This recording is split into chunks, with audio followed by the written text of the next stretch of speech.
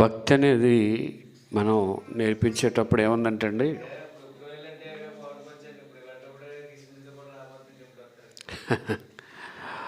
అందుకే మనుష్యులకు భక్తి అనేది మనం నేర్పిస్తాం, కానీ భక్తి అనేది వారి జీవితంలో వారు అవలంబించాలి.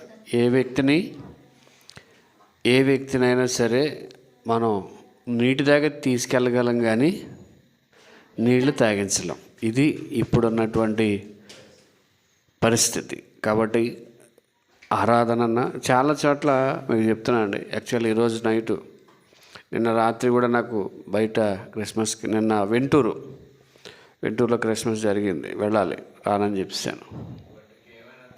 మనకేంటంటే సంఘం ముఖ్యం, ఇక్కడ ఉన్నవారు ముఖ్యం. కాబట్టి దేవుని పరిచయం ఇక్కడ జరగాలని, కానీ కొంతమంది రావట్లేదు. సో వాళ్ళకి దేవుడు మరి క్రిస్మస్ టైంలోనైనా దేవుడు వారికి ఆసక్తి ఇచ్చును గాక. ఆమేన్. వాక్యంలోకి వెళ్దాం. బైబిల్ స్టడీగా నేర్చుకుందాం. ఇవాళ మరి యేసు ప్రభు వారి గురించి, పుట్టుక గురించి మనం ధ్యానం చేద్దాం. ఇవాళ యేసు ప్రభు కుమారుడుగా ఈ భూమి మీదకి ఎలా వచ్చారు అనేటువంటి విషయాలు కొన్ని త్వరగా మనం నేర్చుకుందాం. అందరూ చూడండి. గలతీలకు రాసిన పత్రిక 4వ అధ్యాయం 5వ వచనం. గలతీలకు రాసిన పత్రిక 4వ అధ్యాయం 5వ వచనం. ఓకే. కాలము పరిపూర్ణమైనప్పుడు దేవుడు తన కుమారుని పంపెను. మరి ఒక రిఫరెన్స్ చదువుదాం. మార్క్స్ సువార్త 1వ అధ్యాయం 15వ వచనం కూడా చదువుదాం. కాలము సంపూర్ణమైనది, చాలండి, దేవుని రాజ్యము సమీపించి ఉన్నది అంటాడు. ఈరోజు యేసు ప్రభువారు ఈ భూమి మీద పుట్టడానికంటే ముందు, ఈ సృష్టిలో ఏది లేనప్పుడే, ఈ సృష్టిలో ప్రవాహ జలములు లేనప్పుడు ఎన్నో సంగతులు బైబిల్లో ఉన్నాయి. ఆయన పుట్టాడు అనేటువంటి విషయం మనకు కనిపిస్తుంది. మీరు బైబిల్ చదివితే సామెతల గ్రంథం 8వ అధ్యాయాన్ని మీరు చదివితే ఏమని ఉంటుందంటే, 8వ అధ్యాయంలో చూడండి, అక్కడ ప్రవాహ జలం లేనప్పుడు నేను పుట్టి తినని ఉంటుంది. 3వ వచనమా, 4వ వచనమా, 8వ వచనమా? 8వ వచనం చదవండి. ప్రవాహ జలములు లేనప్పుడు నేను, అదే 8వ వచనం, 22:8-20. పూర్వకాలమందు, ఏ కాలం ఇది? అందరూ చెప్పండి, ఏ కాలం? పూర్వకాలమందు తన సృష్టి ఆరంభమున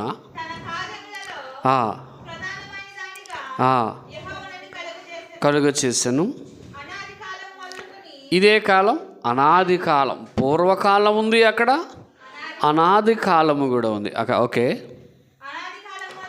మొదలుకొని భూమి కూడా ఉత్పత్తి అయిన కాలం, 3 కాలాలు చెప్తాడు అక్కడ. నియమింపబడితిని. చూడండి, ఇక్కడ ప్రవాహ జలములు లేనప్పుడు, నీళ్లతో నిండిన ఓటలు లేనప్పుడు ఎవరు పుట్టారు? యేసుప్రభు పుట్టాడు. సో మనందరం యేసుప్రభు పుట్టాడు ఎప్పుడంటే కన్యాకుమారి అమ్మ గర్భాన పుట్టి అని మనం చెప్తాం. కానీ ప్రవాహ జలములు లేనప్పుడే, నీటి ఓటలు లేనప్పుడే అక్కడ 3 కాలాల గురించి చూసాం. పూర్వకాలం, అనాది కాలం, భూమి ఉత్పత్తి కాలం అన్నాడు. పూర్వకాలం, అనాది కాలం, ఉత్పత్తి కాలం, ఈ మూడు రకాలైనటువంటి స్థితిగతులను కలిగి ఉన్నాయి. మనం అన్నీ ధ్యానం చేయడానికి లేదు కాబట్టి త్వరగా మనం వెళ్దాం. అయితే వినాలి. దేవుడు వాక్యములో యేసుప్రభువు ఎప్పుడున్నాడంటే సృష్టి జరగకముందే, భూమి ఉత్పత్తి లేనప్పుడే ఆయన ఒక ప్రధాన శిల్పిగా ఈ భూమి యొక్క విశ్వము రాకముందే ఉన్నట్టుగా మనం చూస్తాం. హల్లెలూయా. కాబట్టి ఈరోజు ఆ కాలములన్నీ దాటుకుంటూ యేసు ప్రభువారు కాలము పరిపూర్ణమైనప్పుడు తన కుమారుని భూలోకానికి పంపెను అంటాడు. గలతీ 4:5 మీరు చదివారు కదా. కాలము పరిపూర్ణమైనప్పుడు ఎప్పుడండి? కాలం పరిపూర్ణం అవ్వాలి. దేవుడు ఏ టైంలో రావాలి, ఎప్పుడు రావాలనేది మన ఇష్టం కాదు. ఆయనకు ఒక కాలం ఉంటుంది, ఆ కాల ప్రకారంగానే వస్తాడు. మీకు ఒక రిఫరెన్స్ చూపిస్తాను చూడండి. 102వ కీర్తన 13వ వచనం మనం చదివితే, 102వ కీర్తన 13వ వచనం, లేచి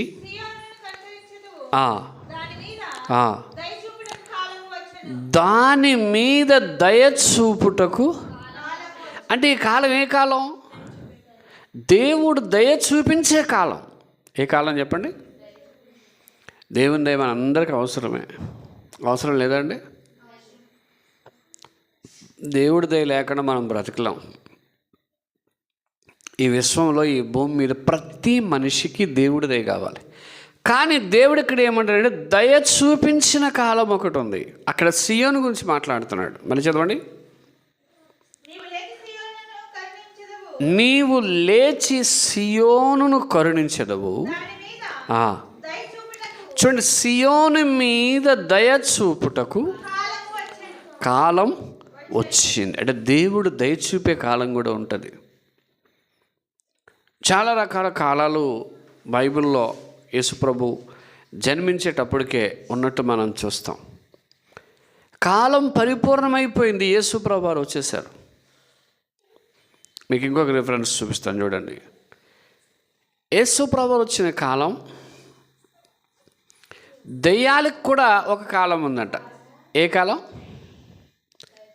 దెయ్యాలకి. ఎవరికి చెప్పండి? దెయ్యాలకి. మత్తయి సువార్త 8:29 చదవండి. మత్తయి సువార్త 8:29.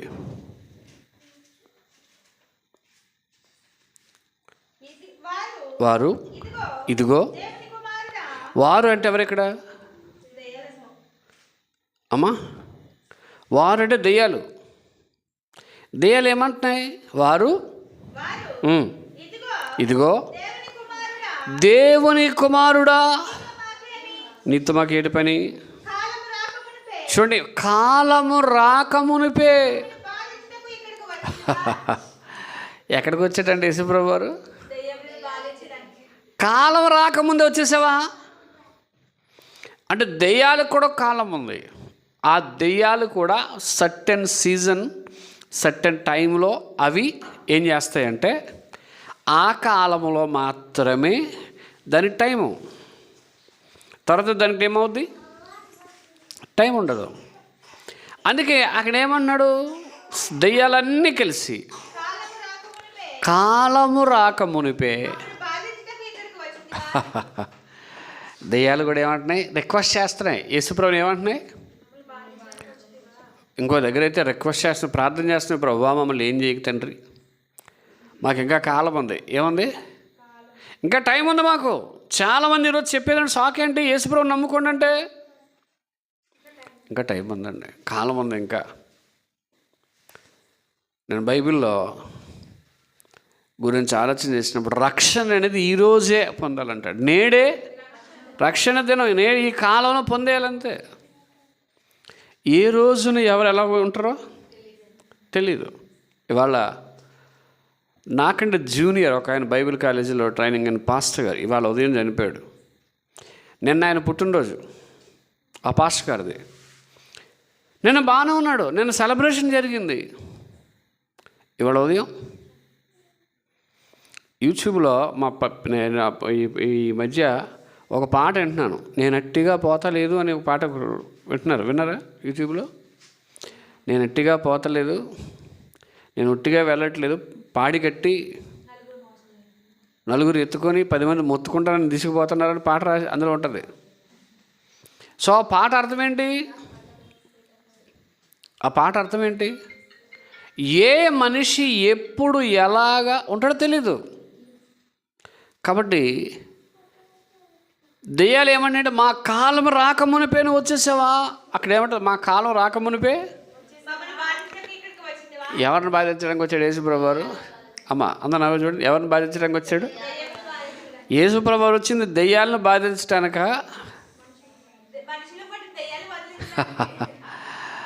ఒక మనిషిలో దెయ్యం ఉంటే ఆ దెయ్యమును బాధించడానికి యేసుప్రభు వచ్చాడు. దేవునికి స్తోత్రం చెప్పండి.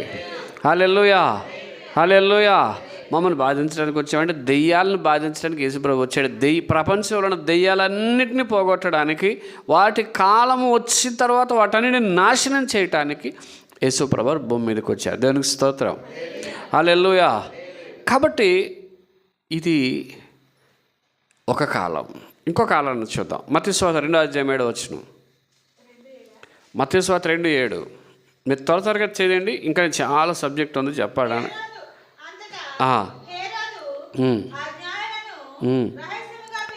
పిలిపించి ఇదే కాలం అందరూ మీరు నోట్ చేసుకుంటారండి. ఫస్ట్ కాలం ఏ కాలం చెప్పాను? అక్కడ 3 కాలాలు ఉన్నాయి. పూర్వకాలం, అనాది కాలం, భూమి ఉత్పత్తి అయిన కాలం. అది 3 చెప్పాను. తర్వాత దేవుడు దయ చూపిన కాలం. ఏ కాలం? దేవుడు దయ చూపిన కాలం. ఇప్పుడు ఈ కాలం ఏంటంటే, ఇందాక దెయ్యాల కాలం కూడా ఒకటి చెప్పాను. ఇప్పుడు దెయ్యాల కాలం ఇంకా టైం రాలేదంట, కానీ దెయ్యం కాలం కూడా ఒకటి ఉంది. ఇప్పుడు ఇది ఏ కాలం అంటే నక్షత్ర కాలం. ఏ కాలం? పూర్వం అన్నీ మనకి సెటప్ లేదు. నక్షత్రాల్లో చందమామలో చూసి ఈరోజు ఈ డేటు, సూర్యుడు పలానా దగ్గరకు వచ్చి ఇంత టైం అయిందని క్యాలిక్యులేట్ చేసేవారు. అలా నక్షత్ర కాలం అన్నాడు. ఏ కాలం? ఈ నక్షత్ర కాలంలో జ్ఞానులైనటువంటి వారు చూసుకుని వెళ్ళారు. ఇదే కాలం నక్షత్ర కాలం. లోకాసు వార్త 21వ అధ్యాయం, లోకాసు వార్త 21వ అధ్యాయం 24వ వచనం. వారు వారై పోవుదురు. ఇదే కాలం చెప్పండి. అన్యజనులకు కూడా కాలం ఉంది.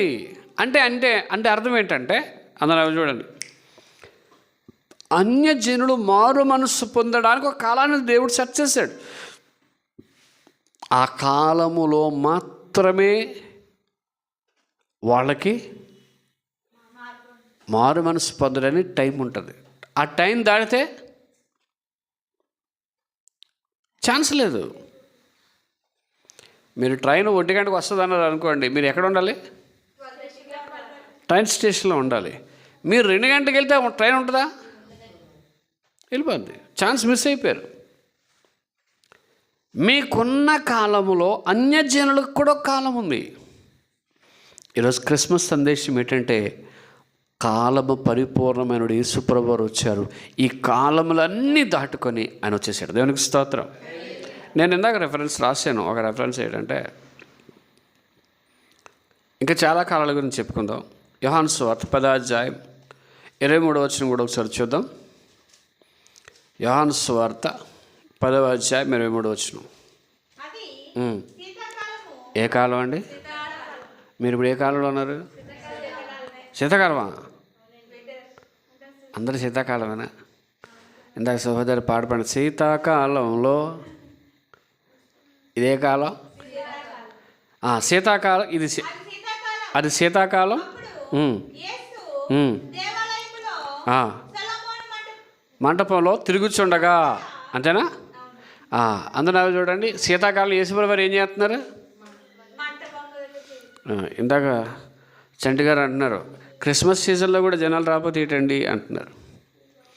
యేసుప్రభు వారు శీతాకాలంలో ఆయన దేవాలయంలో సొలొమోను మండపంలో తిరుగుతున్నాడు ఆయన. అంటే ఆయన సంచరిస్తున్నాడు మందిరంలో. ఈరోజు మనం ఏం చేయాలి తెలుసా? ఇది ఎందుకు నేను చెప్పానంటే, శీతాకాలంలో యేసుప్రభు వారు రెస్ట్ తీసుకోవచ్చు కదా. శీతాకాలంలో ఉన్నటువంటి పెద్ద ప్రాబ్లం ఏంటంటే లెగబుద్ధి అవ్వదు. ఎందుకు లెగబుద్ధి అవ్వదు అమ్మా? చలి వేస్తుంటే దుప్పటి కప్పితే ఎచ్చగా ఉంటుంది, ఇంక లెగడానికి అంతేనా? కానీ మీకు చెప్తున్నానండి, రాత్రి మొన్న చెప్పాను, మొన్న కానీ చెప్పాను, బద్ధకం బ్రాండ్ అంబాసిడర్గా ఉంటే ఆహారం దొరకదని చెప్పాను మొన్న. ఏమని చెప్పాను అది?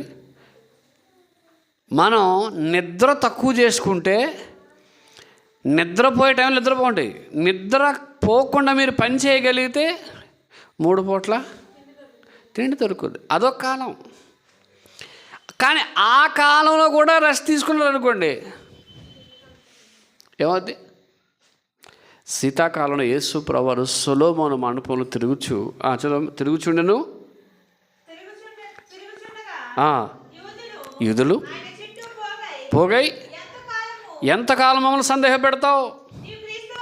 నీవు క్రీస్తు అయితే యేసుప్రభు నేను క్రీస్తునిరా బాబు అని చెప్తుంటే వాళ్ళు ఏం చేయట్లేదు, నమ్మట్లేదు. నేను చెప్పినా మీరు నమ్మలేదు అంటాడు. ఈ శీతాకాలం ఎందుకంటే సాదృశ్యం, యేసు ప్రభు వారు తన్ను తాను నిరూపించుకునే కాలం. దేవునికి స్తోత్రం, హల్లెలూయా. మీరు కూడా ఈ శీతాకాలంలో మీ విశ్వాసాన్ని, మీ భక్తిని దేవునికి చూపించుకునే కాలం ఇది. మీరెంత భక్తిపరులు, మీరెంత భక్తి చేస్తున్నారు, ఇవన్నీ ఎవరికి తెలియాలి? దేవుడికి తెలియాలి. ఇంకా చాలా కాలాలు ఉన్నాయి, చూద్దాం. ఇంకా చాలా కాలం ఉంది. మార్క్స్ వార్త 1:15 మీరు చదివితే, మార్క్స్ వార్త 1:15, కాలము సంపూర్ణమైనది. అందరూ దేవుని స్తోత్రం చెప్పండి, అందరూ చెప్పండి. కాలము సంపూర్ణమైనది, దేవుని రాజ్యము సమీపమైనది. ఇప్పుడు మా పాస్టర్ల బాధ గోల ఏంటి తెలుసా? కాలం సంపూర్ణం అయిపోయింది, యేసుప్రభు వారు వచ్చారు, శిలువ యాగం జరిగిపోయిందని పరలోకం వెళ్ళిపోయారు. ఇప్పుడు క్రిస్మస్ చేస్తున్నాం. ఈ క్రిస్మస్లో మీరందరూ దేవుని రాజ్యం సమీపించింది కాబట్టి ఆ రాజ్యంలో ఉండాలన్నది మా బాధ. దేవునికి స్తోత్రం, హల్లెలూయా. మిమ్మల్ని అందరూ ఎందుకు పోగేయాలి మేము? ఇప్పుడు ఈరోజు ఉంది, ఈరోజు ఖాళీగా రెస్ట్ తీసుకోవచ్చు, అంతేనండి. ఇంటి దగ్గర కూర్చోవచ్చు. పని దేవుని పని దేవుడిదే. దేవునికి స్తోత్రం, హల్లెలూయా. కాబట్టి దేవుని దగ్గరకు వచ్చేటప్పుడు కాలం సంపూర్ణమైపోయింది. యేసు ప్రభువు కాలం సంపూర్ణమైనప్పుడు వచ్చాడు, దేవుని రాజ్యాన్ని ప్రారంభించి ఇదిగో మారు మనసు పొందండి అని చెప్పుకుంటూ ఆయన బోధించుకుంటూ వెళ్ళిపోయాడు. దేవునికి స్తోత్రం. ఇదే కాలం దేవుని రాజ్యం. మీరు వాక్యాన్ని అనుమతించట్లేదు. కాలము దేవుని రాజ్యము సమీపించిన కాలం. ఏ కాలం? మీరు వాక్యాన్ని పట్టుకోగలగాలి. ఇంకో కాలాన్ని చూద్దాం. లూకాసు వార్త 10వ అధ్యాయం 14వ వచనం. లూకాసు వార్త 10వ అధ్యాయం 14వ వచనం. ఆయనను ఇదే కాలం. అందరూ చూడండి, మిమ్మల్ని ఎవరైనా విమర్శిస్తే ఒప్పుకుంటారా? ఒప్పుకోరా? అయ్యయ్య, ఒప్పుకోవాలి. మనలో కొన్ని లోపాలు ఉన్నప్పుడు విమర్శకు లోనవుతాం మనం.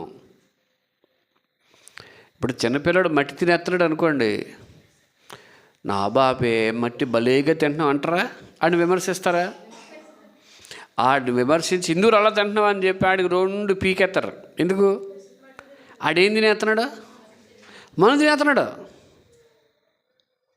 చూడండి, పిల్లలు కొంతమంది స్కూల్కి వెళ్ళినప్పుడు పళ్ళలు తినేస్తుంటారు. కొంతమంది పిల్లలు ఆడు అలా నిలెత్తుంటాడు, ఆడు రాయుడు. ఏరా ఎందుకు రాస్తున్నా? ఈ రాయట్లేదు ఏంటంటే పళ్ళ రాస్తుంది. ఈ నోట్లు పెట్టుకుంటే ఏం రాస్తుంది? అది ఈ నోట్లు పెట్టుకుంటే ఏం రాస్తుంది? విమర్శ కాలము అంటే దేవుడు నిన్ను విమర్శించే కాలం ఒకటి ఉంది, నీకు తీర్పు తీర్చే కాలం ఒకటి ఉంది. కాబట్టి విమర్శ కాలం అన్నాడు. ఏ కాలం? ఇంకో కాలాన్ని చూద్దాం. యోహాను సువార్త 4:21.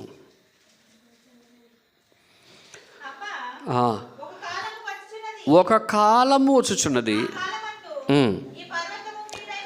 ఈ పర్వతం మీదైనను. ఇదే కాలం. తండ్రిని ఆరాధించిన కాలం కూడా వచ్చేస్తుంది. రీసెంట్గా అంటే ఇది చాలా సంవత్సరాల నుంచి ఉంది, కానీ సెటానిక్ వర్షిప్, సాతాను ఆరాధన అనేది ఒక ప్రారంభమైంది. ఏంటండి అది? చెప్పండి అండి. ఏ ఆరాధన? సైతాన్ని ఆరాధన చేస్తారు వాళ్ళు. ఏం చేస్తారు? ఎలా చేస్తారు చెప్పమంటారా? సైతాన్ ఆరాధన ఎలా చేస్తారు అనుకుంటారు మీరు? చెప్పండి. సైతాన్ని ఎలాగ ఆరాధన చేస్తారు వాళ్ళు? హాల్లో ఒక పెద్ద ఆడిటోరియం తీసుకుంటారు, దాని తర్వాత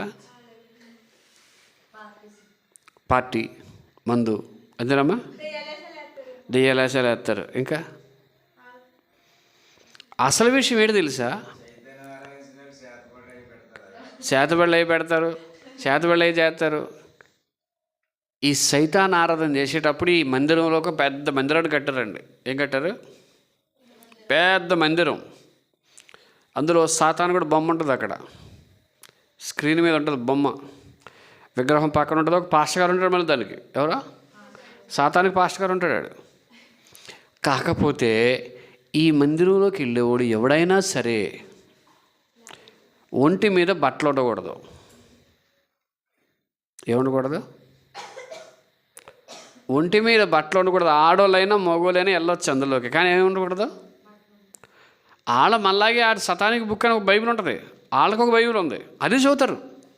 అది చదివి ఆరాధన చేస్తారు. That's called demonic worship, సెటానిక్ worship. ఇది ఆల్రెడీ రన్నింగ్లో ఉంది. మీరు యూట్యూబ్లోకి వెళ్ళి సెటానిక్ వర్షిప్స్ కొడితే వస్తాయి. తండ్రిని ఆరాధించని కాలం అంటే సాతానికి ముఖ్య కాలం. ఏ కాలం? మీకు బాగా అర్థమని చెప్తాను. ఇప్పుడు పండగలు వస్తాయి, బయట వాళ్ళు పండగలు చేస్తారు కదా. ఈ మధ్య కాలంలో టీవీ ఛానల్స్ వచ్చాయి కాబట్టి ఆగినాయి. అంతకుముందు భోగం మేళాన్ని పెట్టేవారు. ఏ మేళం? భోగం మేళాన్ని పెట్టేవారు. అన్ని దరిద్రమైనటువంటి ప్రోగ్రాం అది. ఊరంతా వెళ్ళి చూసేవారు. అక్కడ రకరకాలుగా, అంటే వాళ్ళు బట్టలు ఇప్పేసే చేసేవారు. కానీ లోకం ఎందుకు తండ్రిని ఆరాధించట్లేదు, దేవుణ్ణి ఆరాధించట్లేదంటే మనిషికి లోకం కావాలి తప్ప దేవుడి నిశ్చేతం అవసరం లేదు. అందుకే ఇక్కడ ఏమన్నాడంటే తండ్రిని ఆరాధింపని కాలం ఒకటి వచ్చుచున్నది. 4:35 యోహాను సువార్త.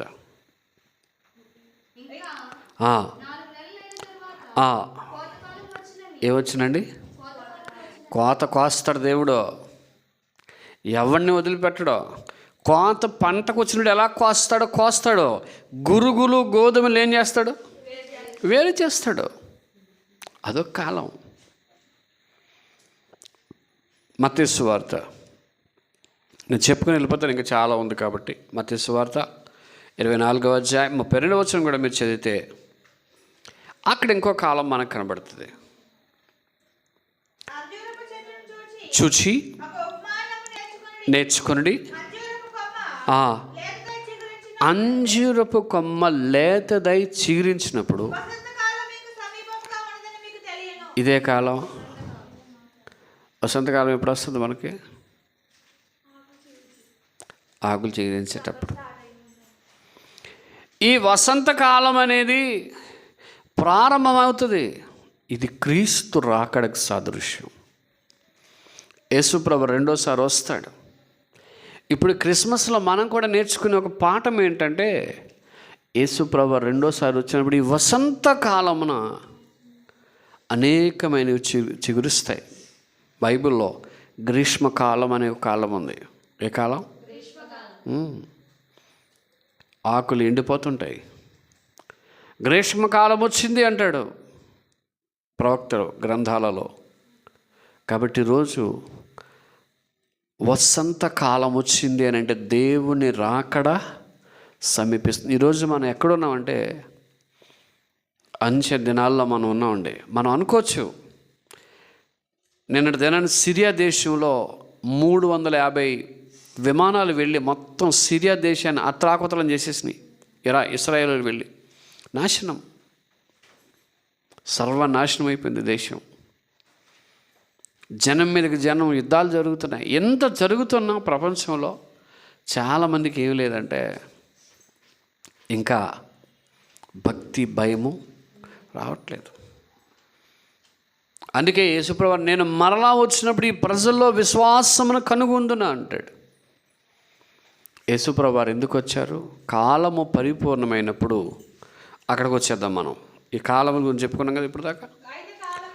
4:5 గలతీ 4:5 కాలము పరిపూర్ణమైనప్పుడు. ఆమేన్. హల్లెలూయా, హల్లెలూయా. దేవుడు తన కుమారుని పంపాను. ఆయన వచ్చాడు భూమి మీదకి. ఆయన భూమి మీదకి వచ్చిన పని ఏంటంటే పస్కా కాలం అనేది ఒక కాలం వస్తుందంట. ఏ కాలం?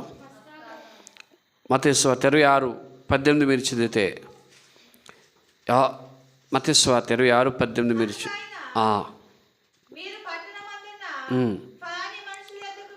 వెళ్ళి నా కాలము సమీపమైనది,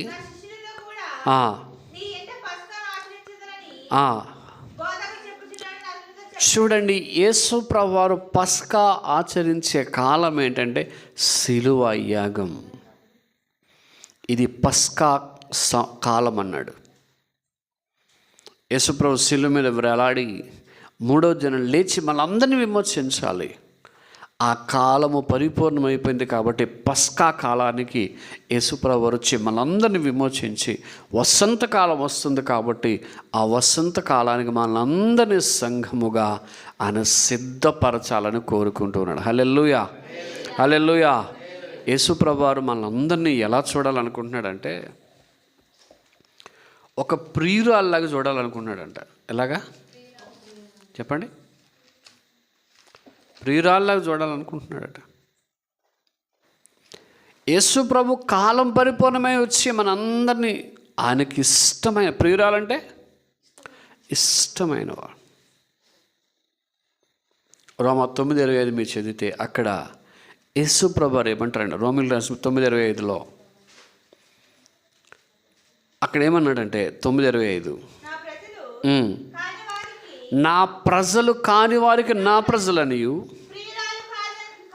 ప్రియురాలు కాని దానికి ప్రియురాలనియు ఏం పెడతాడట? పేరు పెడతాడట. దేవునికి స్తోత్రం చెప్పండి. మీకు దేవుడు ప్రియురాలు, ప్రియమైన వాడని పేరు పెట్టాలనుకుంటున్నాడు. ఇంకా పైన కింద చదివితే వెదకని వారికి దొరికాడంట. దేవుడు ఎవరికండి? మనం వెతకలేదు, మన దగ్గరికి దేవుడు వచ్చాడు. యేసుప్రభుని మనం వెతకలేదు, మనల్ని ఎత్తుకుంటూ పరలోకం నుంచి భూమి మీదకి వచ్చిన వాడు ఎవరు? యేసుప్రభు. దేవునికి స్తోత్రం. అందుకే కాలము పరిపూర్ణమైనప్పుడు దేవుడు తన కుమారుని పంపెను అన్నాడు. హల్లెలూయా, హల్లెలూయా. ఒకే ఒక్క రిఫరెన్స్ చదివి మనం ప్రార్థన చేసుకుందాం. దేవుని చిత్తమైతే రేపు రాత్రి ఇంకా యేసుప్రభు ఎందుకు పుట్టారు అనేటువంటి విషయాన్ని మనం జ్ఞాపకం చేసుకుందాం. యేసుప్రభు పుట్టడానికి గల మెయిన్ కారణం యోహాను సువార్త 3:17. యోహాను సువార్త 3:17 ఇక్కడ ఏమని రాయబడి ఉందంటే యేసుప్రభు లోకము తన కుమారుని ద్వారా చూడండి, యేసుప్రభు వారు ఎందుకు వచ్చారంటే లోకమును రక్షించాలి. దేవునికి స్తోత్రం చెప్పండి. ఎవరిని రక్షించడానికి? లోకాన్ని రక్షించడానికి వచ్చాడు ఆయన. అందుకే కుమారుడిగా దిగాడు భూమి మీదకి. తీర్పు తెచ్చడానికి రాలేదు. తీర్పు అంటే ఏంటి? నువ్వు చేసిన తప్పుని ఎత్తి చూపడం తీర్పు. అది తీర్పు తెచ్చడానికి రాలేదు. దేనికి వచ్చాడు? లోకాన్ని రక్షించాలి. దేవునికి స్తోత్రం. అని యోహాను భక్తుని లోకరక్షకుడు ఎవరండి ఈయన? మనం ఆరాధించే దేవుడు ఎవరు? ఆమేన్. హల్లెలూయా చెప్దాం. హల్లెలూయా. మీరు పూజించి ఆరాధించే దేవుడు లోకానికే రక్షకుడు. ఒక దేశానికి, ఒక ప్రాంతానికి కాదు. ఆయన కులకర్త, మతకర్త కాడు. అందరికీ ప్రభు యేసుక్రీస్తు. ఆమేన్. హల్లెలూయా. 3:36 యోహాను సువార్త. చూడండి, యేసు ప్రభు కుమారుడికి ఎందుకు వచ్చాడు? మొదట లోకాన్ని రక్షించండి. రెండోది, ఎవరైతే యేసు ప్రభుని విశ్వాసం ఉంచుతారో వారందరికీ నిత్య జీవం అంట. ఏ జీవం అండి? ఆమేన్. హల్లెలూయా. నిత్య జీవం ఇవ్వడానికి వచ్చాడు యేసు ప్రభు వారు. కాబట్టి 5వ అధ్యాయం 25వ వచనం కూడా మనం చదివితే,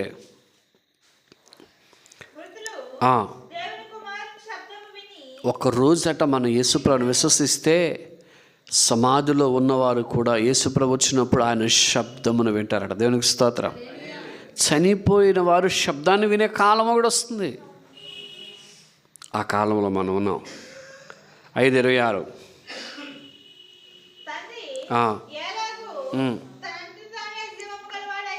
ఉన్నాడో యేసు ప్రభువు రావడానికి కారణం ఆయన జీవము గలవాడు. ఎలాగండి? జీవము గలవాడు. లోకాన్ని రక్షించడానికి వచ్చాడు, నిత్య జీవడానికి వచ్చాడు, సజీవులుగా మృతులను లేపడానికి వచ్చాడు, జీవాన్ని కూడా ఇవ్వటానికి యేసు ప్రభువారు ఈ భూమి మీదకి వచ్చినట్లుగా మనం చూస్తాం. హల్లెలూయా. హల్లెలూయా. హల్లెలూయా. కాబట్టి ఇలా చెప్పుకుంటూ వెళ్ళిపోతే చాలా విషయాలు ఆయన కుమారుడు గురించి ఉన్నాయి. ఈ రాత్రి కాలము పరిపూర్ణమైనప్పుడు దేవుడు తన కుమారుని పంపాను. హల్లెలూయా. హల్లెలూయా. ఎందుకు పంపాడు? కుమారుడు ఎందుకు వచ్చాడు? యేసుప్రభు వారు అమ్మా మొట్టమొదటి లోకమంతటిని రక్షించాలి. దేన్నండి? అందరిని రక్షించాలి. రెండోది, నిత్య జీవం ఇవ్వటానికి. ఏమి ఇవ్వటానికి? నిత్య జీవం ఇవ్వటానికి. మూడవది, సమాధులలో ఉన్నవారు సజీవులుగా చేయటానికి వచ్చాడు. నాలుగవది, జీవము గలవాడుగా మనందరికీ జీవాన్ని ఇవ్వగలిగిన వాడు. దేవునికి స్తోత్రం. అందుకే చనిపోయిన వారిని కూడా లేపాడు యేసుప్రభు వారు.